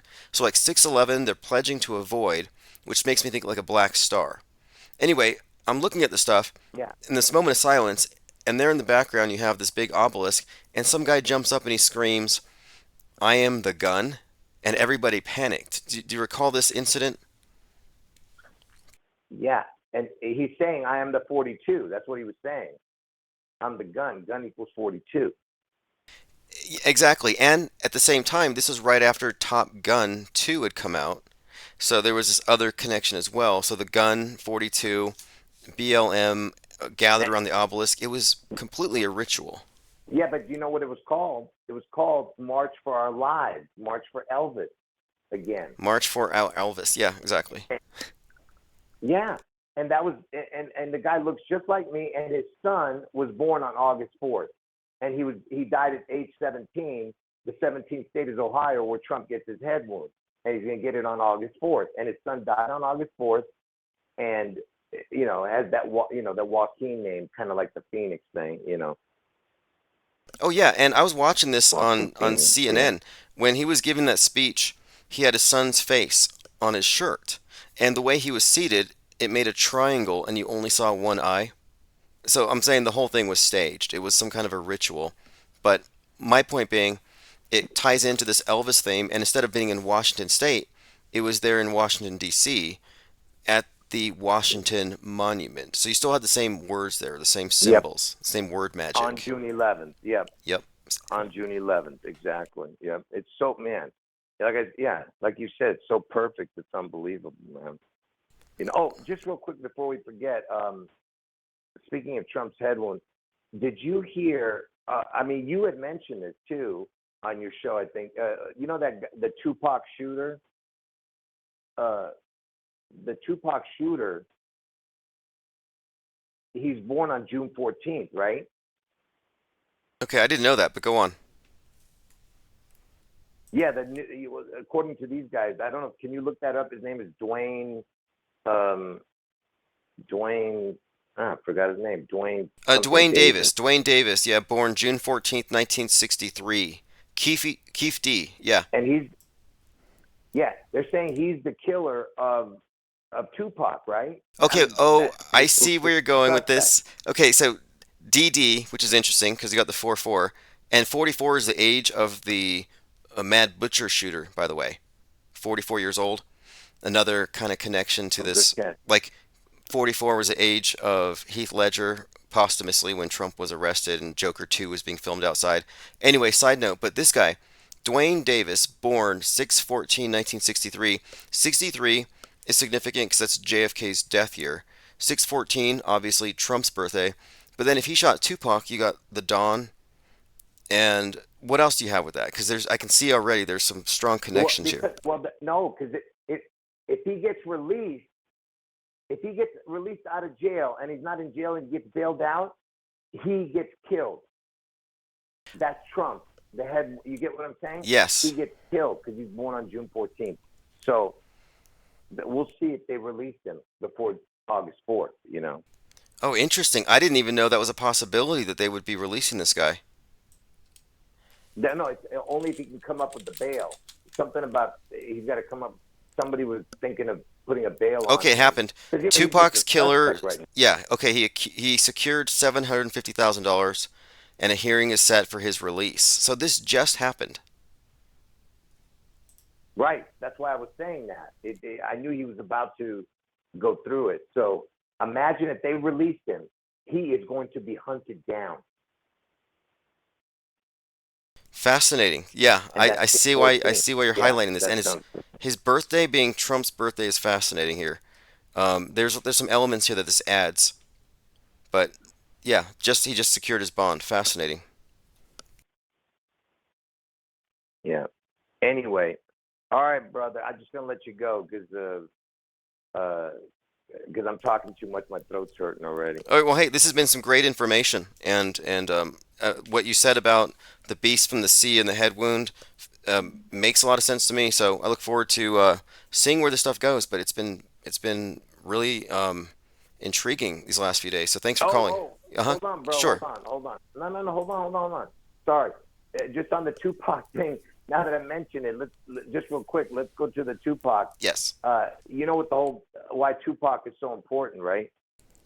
Is that because it connects to the Tupelo where Elvis was born. Elvis was born in Tupelo, right? And Tupac has the Tupelo with the AC, Antichrist, right? AC. You understand what I'm saying? It's the TUP and the AC, right? Okay, gotcha. Tupelo and then AC. Got it. So, right. So now, and where was he coming from or going to? Either he was coming from or going to. I can't remember. They were going to a club called 662. The club. Can you check that or no? Yeah, Club 662. Tupac. Yeah, that's the one. There's Okay. there, I think. Yeah, that's the name of the club. Yeah. What did it stand for? Yeah. It says here, name because the numbers spelled out MOB on the telephone keypads. Mob. Member of Bloods. Wow, that's crazy. Yeah, that's another connection mark of beast, But look, Mark check of the this Beast. out. Right. 662 is the name of the club he was at. Tupelo is his name. Tupac with the AC. 662 is the club. What is Tupelo's area code? 662. Oh, that's interesting. Okay? Okay. Wait. But remember, he's got the Tupac. I mean, he's got the Tupelo and the AC, right? AC. The Antichrist equals 154, okay, in gematria. All you got to do is add up the letters. The Antichrist equals 154. If you add 154 to the 662, you get 816. That's Elvis's death date. So you've got the Tupac, you understand? You've got the Tupelo, the AC, and you have the 662 club, 662 plus the 154, which is the Antichrist number, and you get 816, which is Elvis's death date. Got it. Fascinating. And then you add in this member of Bloods All or right. mob and Mark a Beast. Very interesting. Again, yeah. Thanks for staying in, and yeah, call back anytime. All right. All right. Take care, bro. Likewise. Bye-bye. All right, everyone. There is Garrow, Jurassic Liars. Great channel. If you're interested in, look, I see what we're confronting as a multi-million piece puzzle. I don't think one person could put it all together. There aren't enough, hours in the day to pour over everything. So we have this think tank built with this in mind. And whether or not you totally agree with someone's worldview or conclusion, we can all agree on the facts. And the facts are that these dates, these numbers, these names are in fact what they are. Weirdly coincidental. Some guy named the name of that director of that movie we're talking about, Trump.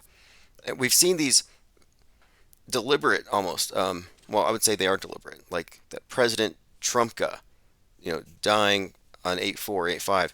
We keep seeing these reiterations of these themes like something is being built up for. And that's the nature of predictive programming. Repetition builds up for something, and it seems like right now we're waiting on this big Revelation 13 JFK event. I've seen some people suggesting that it's all going to end up being Donald Trump losing his mind. So not a literal head wound, but something figurative. But I tend not to think so. I tend to think they're going for the real thing, the shock value. And again, I pointed this out. The connections here, briefly, Robert De Niro goes out there, Trump deranged, hanging out in front of the Trump trial. So this is the third Joker reference at a Trump trial. At the first one, they're filming Joker 2. At the second one, you have the Joker guy burning himself. At this third one, you have Robert De Niro, who is essentially the Joker in Taxi Driver. And he's in the Joker movie and gets killed by the Joker. So he is playing both roles. So he's, as Murray Franklin, he is essentially like a father figure of a sort to the Joker.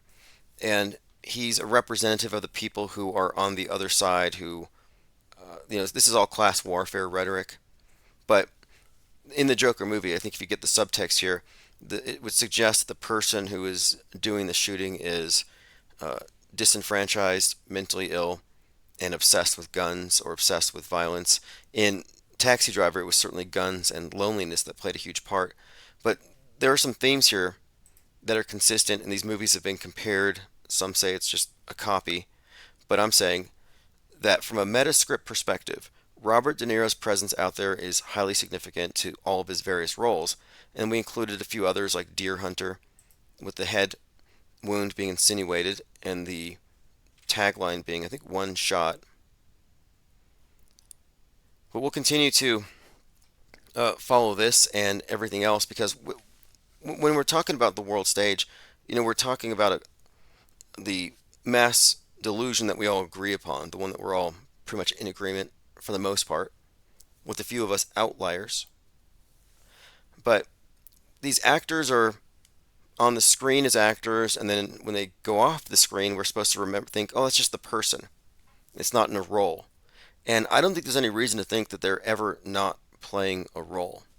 I mean, they're just actors on stage and off stage, and this helps them with the blurring of real and fake. This is why in 2020 they had to use celebrities like Tom Hanks to pitch us on the event. And Tom Hanks, just going back really quick, if you recall, he's visiting Australia, which was burning at the time. And on all the maps, Australia was just on fire. And he went down there to fight climate change somehow. I don't know what he was going to do, but he was going down to this inferno. And when he's on the way there, he and his wife get sick and they get quarantined. Well, he was in the movie Inferno based on a Dan Brown movie. And Inferno is about a super virus called the Inferno. And it opens up where his character, that's Tom Hanks, is waking up in a hospital in Italy, like in a hospital bed. Well, while he was quarantined in Australia, the first lockdowns began in Italy.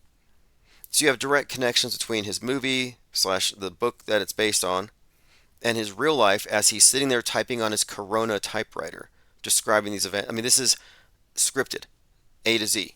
None of it's real. But they needed him to be a common reference point.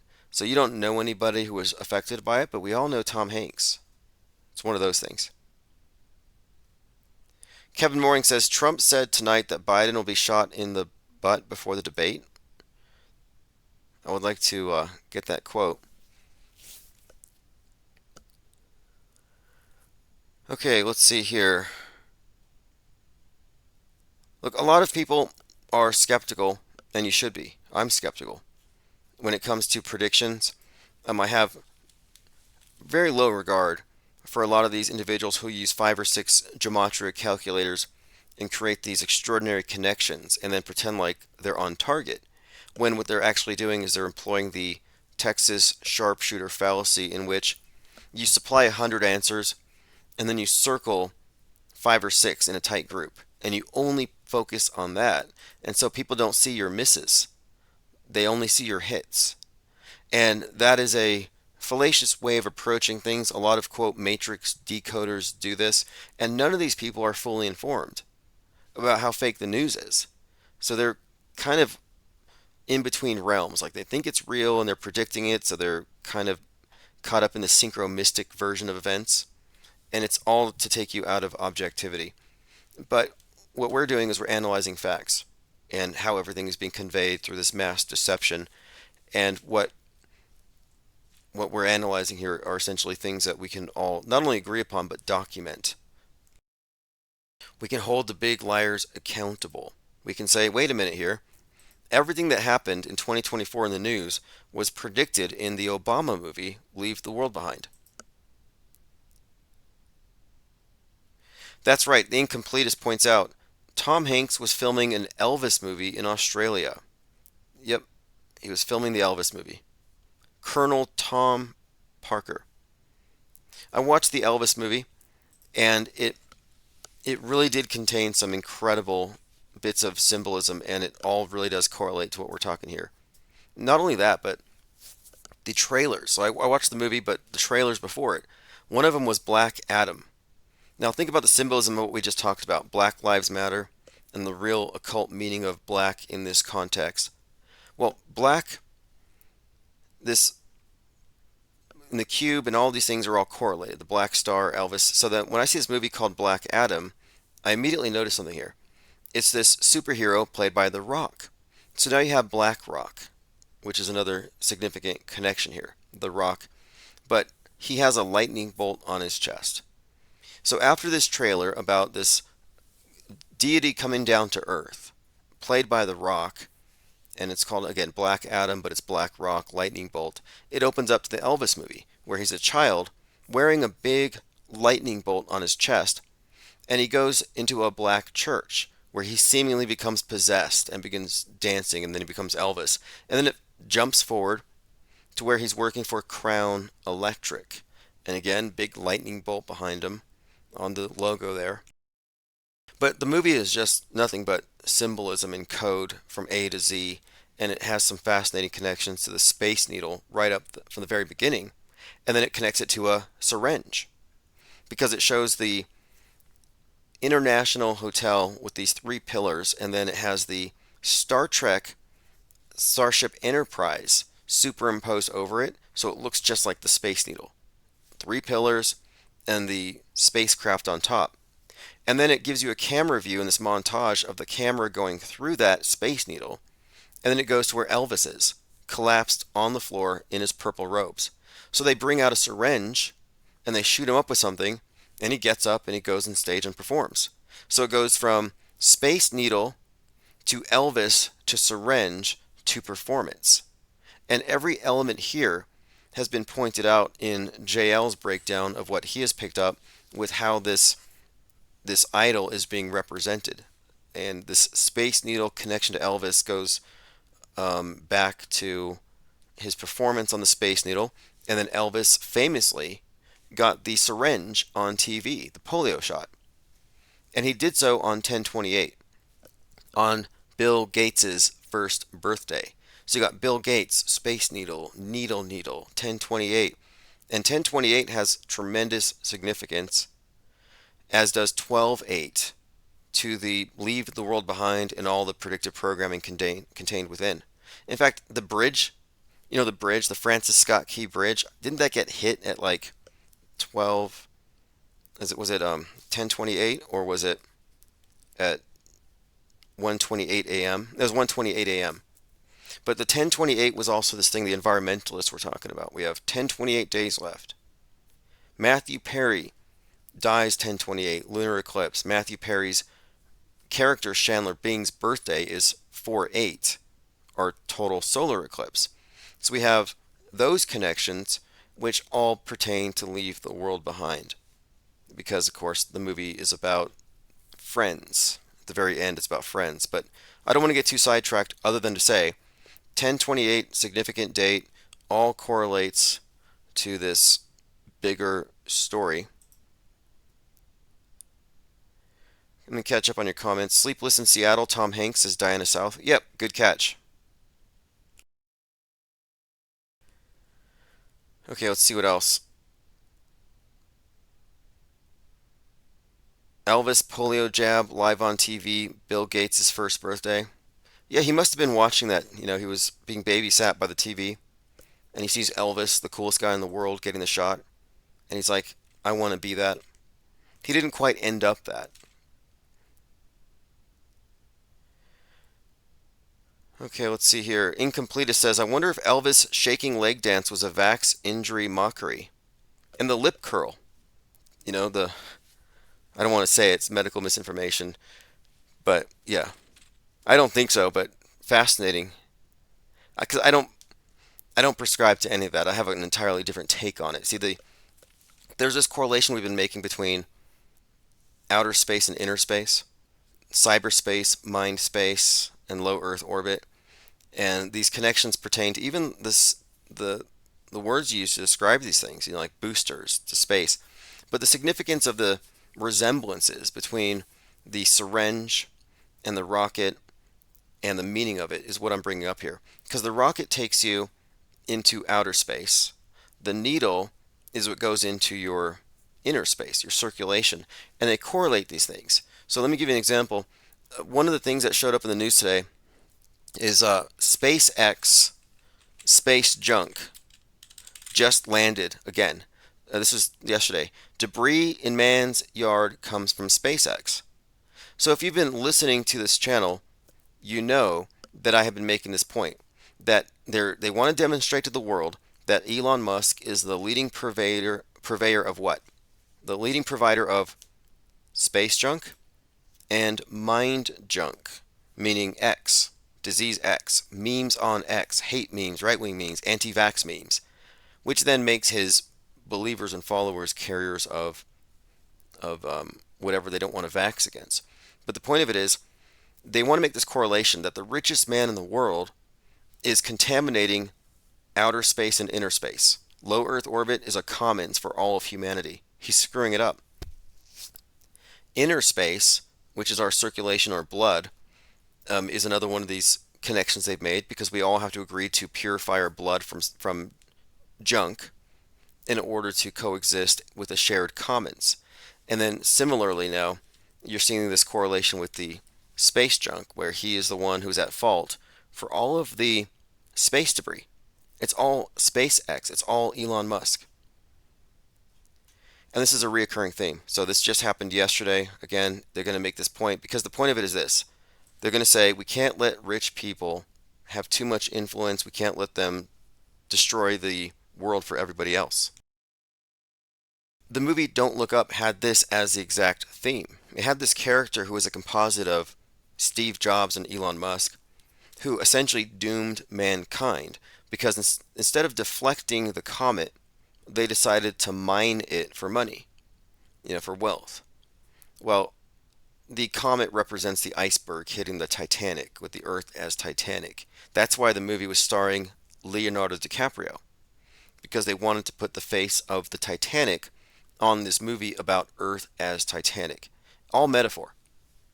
But my point here again is Elon Musk and capitalism has to be stopped. It's meant to outrage you. I'm still thinking, and maybe we should just do this. I'm still thinking it would make a great deal of sense for us to just, I don't know, take apart an old vacuum cleaner, get some parts, and just claim it fell from the sky and landed in your backyard. Dig a little crater, call the news. We'll call the news together, lots of us will, and we'll make multiple reports. Yeah, we're in New Mexico. We saw a light from the sky. Yeah, I heard a boom. Someone else will call, say the same thing, call the same news agencies. And then at the end of it, someone will say, yeah, I found some space junk in my yard, and I think it's from SpaceX. How would the media say you are lying? How do they vet this stuff? How do they vet the fake stuff? Nobody bothered to check the petrified wood that was passed off as moon rocks. No one checks this stuff. There's no way to fact check it. So what I'm saying here is this. We should test their credulity. See if they'll believe anything. And if so, if we can get traction, if I can pass off a piece of space junk as, or a piece of art as space junk, a found object, I'll sell it on eBay. I'll pay for my ticket to Antarctica. If anyone is interested in participating in a fake space junk psyop, just contact me and we'll make it happen. Kevin Mooring says Garrow just went live with Tupac thumbnail. Elephant Tusk says a decode of Hank's films would be quite interesting. It would tell you a lot about their entire agenda. Well, didn't he teach Elvis how to dance in Forrest Gump? Tom Cruise hanging with Taylor and Travis tonight. Good to know. We're waiting for Tom Cruise to go to the ISS. In my opinion, Tom Cruise is Major Tom from the song Space Oddity. And I can explain that later, but it's certainly the case. And I've done a breakdown of Top Gun and the number 33, which is all throughout it, and all the characters who are all named in very specific ways. In fact, here is a link if you're interested in this. Top Gun 2, Tom Cruise, Second Coming, Sun God Symbolism, and the next 9/11. And in this, here's just a few things. Well, I'm not going to go through it. It's just insanely redundant. But it breaks down every instance in this movie of this group of symbols and how conspicuous it is, how unignorable it is, how it is the main theme. That you cannot separate Top Gun and Top Gun 2 from this bigger meta-scripted story. And it has to do with 9/11, Kubrick, Tom Cruise's association with Kubrick. It has to do with Scientology and NASAtology. It ties it all together just as a guess. I mean, I tell you it's redundant. Like you already know the answer. Top Gun Maverick lights the fires with how many millions of dollars through 2 days at the international box office? Anyone? 2 days at the box office. How much money did they make in millions? Jay Diggs says there's a video of Tom Cruise dancing live to Shake It Off tonight. I thought I saw Prince William dancing to Shake It Off as well.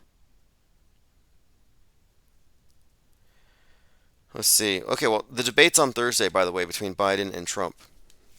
I'm looking forward to it. Yeah, if you guessed 33, it's 33. $33 million.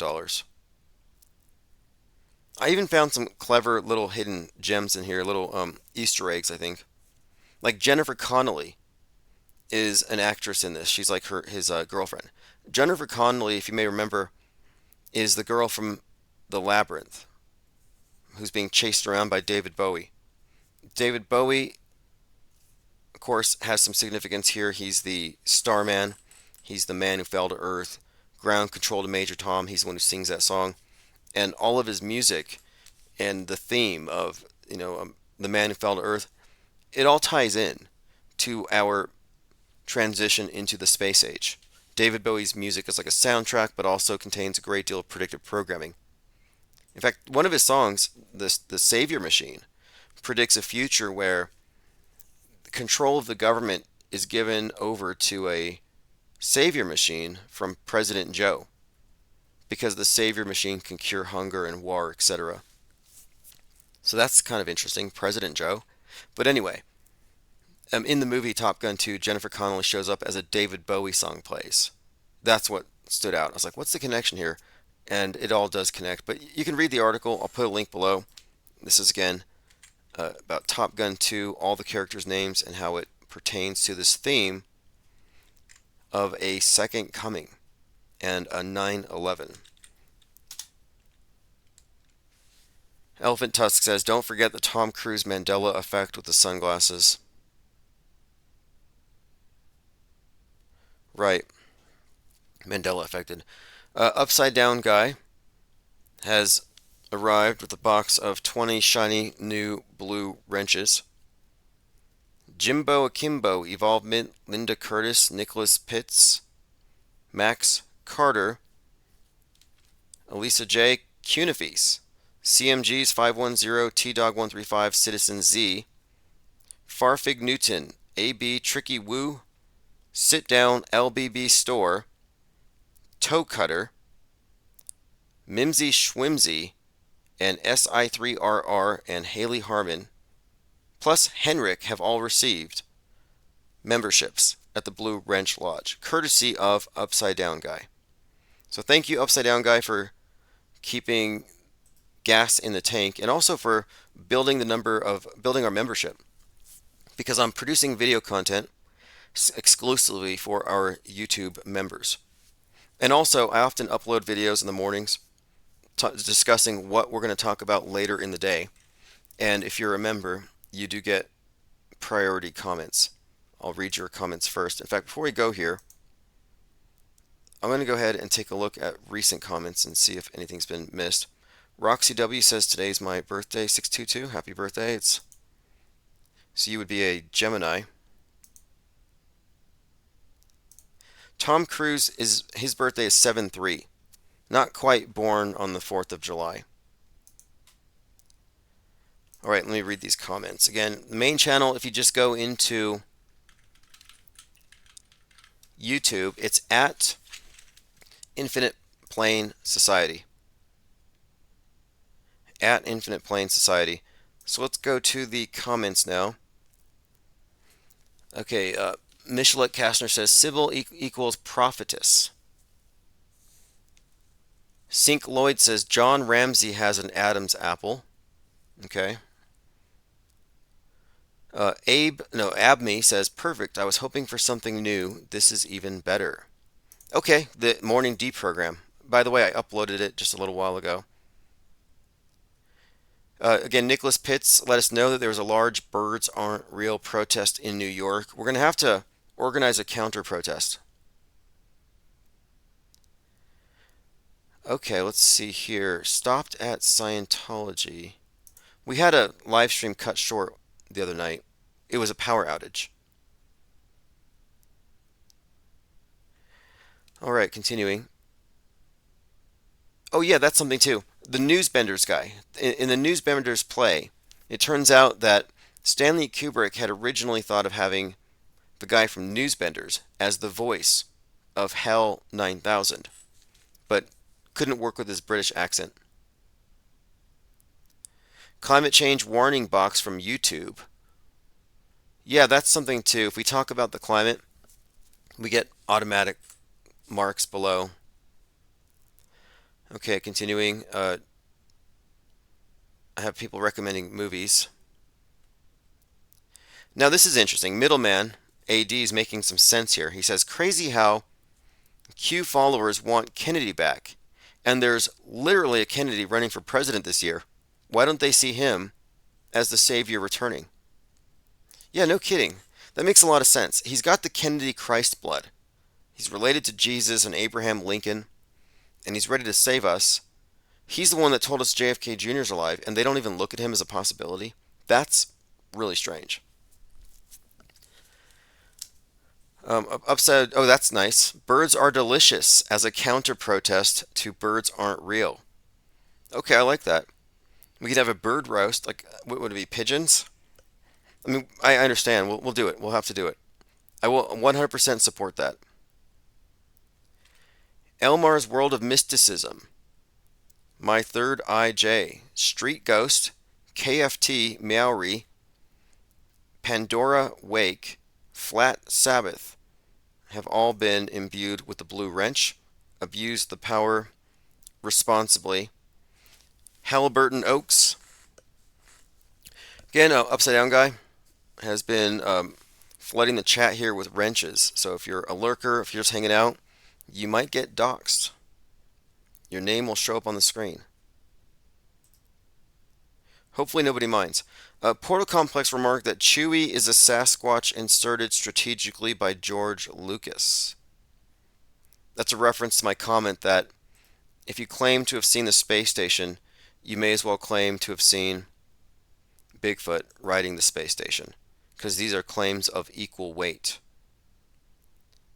777 asks, is Patty Steer back? Yes, Patty Steer is on the Mark Sargent show. They do their thing again. I think it's Strange World. I haven't seen the latest episode. I did watch the first one, and Flat Earth is back for some reason. There's a new reality show that will pay cash if players can convince experts that the Earth is flat. So there's $50,000 in this thing. I mean, it's like 10 years too late. I mean, why is it taking so long? I don't know.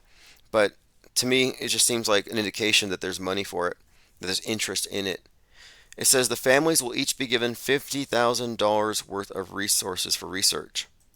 So you'll have the Bible flat earthers buying Bibles and doing lots of Bible study. Someone's going to go south. I don't believe anybody's going to attempt a rocket. That's really not enough money anyway. But you could certainly secure a seat, $50K, I think. Maybe Richard Branson could give you a lift. But anyway, that's $50,000 apiece. But I'm suggesting here that we should put our plan into action. And I looked it up just today, and I got a quote. On November the 6th, 2024, there's a 1-week cruise to Antarctica for $10,000 a seat, and I think we should book 2 seats. I think we should book the seats, get a couple of people committed to it, and immediately put out a press release and go from there. But I think we need to go ahead and make the first step, be the first ones to plant a flag. Go get the dome glass. Okay, Mike D has been very vocal, but I haven't been able to hear him. For some reason, he had been muted. So I'm just offering the floor. If you want to call in, the number is on the screen, 563-999-3664. You have about 2 minutes to get your call in. Otherwise, we're going to continue this conversation tomorrow. Lots of new research and conversation. If you listen to from this morning to today, we had a call in from Jurassic Liars, and he's probably live right now. I recommend following him. I need to keep up because he often deletes his videos after the fact. But it's good information, valid information, worth paying attention to. Mike D's not going to call. You escaped the matrix. Yeah, they're always like that. They're internet tough guys and they're trolls. And like, call in. And like, oh, I didn't pay my phone bill. My internet's down. Well, then how are you in the chat room? Doesn't make sense. They're always cowards. And I'm willing to talk to anybody about anything and debate anything at all. But my rule is you have to have skin in the game. Bring your own evidence and show up as a person. But if Mike D doesn't want to call in, that's okay. We'll just leave it open another night. You can also send me an angry email and I'll read it live. In fact, if you become a member of the Blue Wrench Lodge, I'll read your comments. Simple question can you answer says, what's up IPS? I'm pretty convinced Hendrix is Morgan Freeman. 555 months and 5 days from Hendrix born to Lean on Me, 222 months from Purple Haze to The Color Purple being released. I find it compelling. The whole 27 Club. We should do a deep dive on the 27 Club and then follow that up with a deep dive on the Die Young Club with Roddy Ricch and all those tied into that, like Nipsey Hussle and others. Ollie Goering says, skin in the game makes me think of pork crackling. I just mean you have to be on camera or you have to be on voice, but you also have to have accountability. Like, I don't care if someone uses a moniker or even an avatar, as long as they own what they say. My issue is with these anonymous trolls who aren't accountable to what they say. Like, it's pretty much antithetical to being a truther to be hiding in the dark. It's like, what do you have to say that's so important that you got to hide from it? It's like, are they coming from a place of shame or fear? Like, why are you afraid? Why are you so insecure? Like, literally nobody cares. This is where it's at. It says 27 Club new member is the guy from the Gen V show. He passed after a motorcycle accident. Simple question says Hendrix died 2 months before Megyn Kelly was born. Another possible role switch. Fascinating. That's a whole other element here. And we don't spend a ton of time on it, but I kind of got into this topic with Jurassic Liars when I suggested that John Lennon became Steve Jobs. And we have many examples where it looks like you have somebody transitioning to somebody else. Rush Limbaugh was Rushbo, Jimbo, Golden Mike's match. That's pretty good evidence. And Rush Limbaugh was on the EIB network for how many years before he conveniently died before having to own up to January 6th? Oh, that's right, 33 years. 33 years.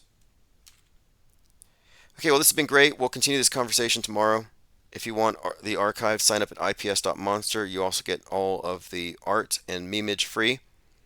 We'll continue this, and in 2 days, the Boeing Starliner disaster should commence. So look forward to that as well. And I'll see you all in the chats in Gilded.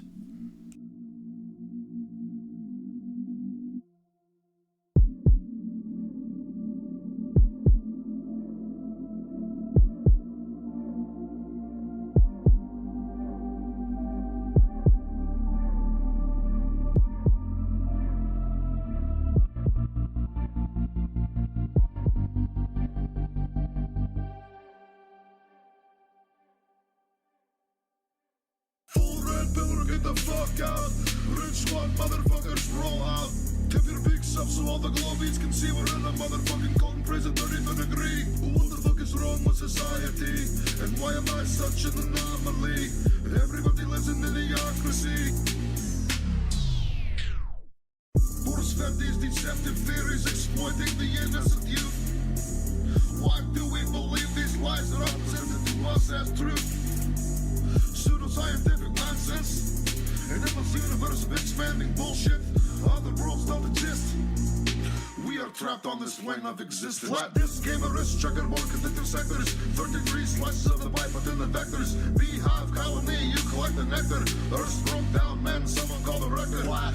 I can tell you about some things that gonna blow your mind. Everything that you've been taught throughout your life's a lie. Indoctrinated to regret your perception just to believe a school lesson so you can pass to the next one. Brainwashed so you trust the authority. They want you to think you're the minority. Don't stoke the flame superiority. They'll come to see the Fefe majority.